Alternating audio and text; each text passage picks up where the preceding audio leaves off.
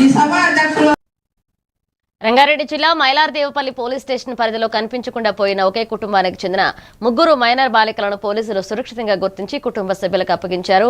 ఫిర్యాదు అందిన వెంటనే ప్రత్యేక బృందాలు సీసీటీవీ సాంకేతిక ఆధారాలతో దర్యాప్తు చేపట్టాయి.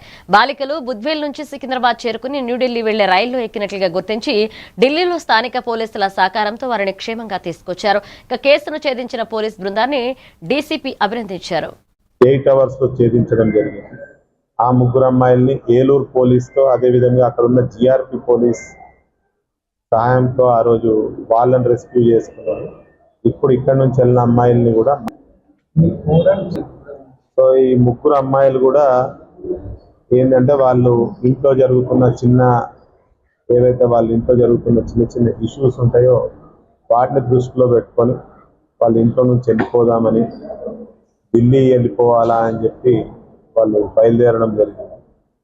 సో సోషల్ మీడియా ఏదైతే ఇక్కడ స్టార్ట్ అయిందో దాని లొకేషన్ చూస్తే ఆ టైం వరకు అది మనకి ఇటార్సీ జంక్షన్ దాటి ముందుకు వెళ్ళిపోతే అక్కడ ఉన్న జిఆర్పి ఆఫీసర్స్తో మాట్లాడి అదేవిధంగా భోపాల్లో ఉన్న ఆఫీసర్స్తో మాట్లాడి వాళ్ళకి అమ్మాయిల మొత్తం ఫొటోస్ అండ్ వీళ్ళ మూమెంట్ యొక్క వీడియోస్ ఇస్తే దాదాపుగా భోపాల్ పోలీస్ అండ్ అక్కడ ఉన్న జిఆర్పి వాళ్ళు ఈ అమ్మాయిల్ని భోపాల్లో ట్రైన్ మూవ్ అయినాక ఐడెంటిఫై చేశారు.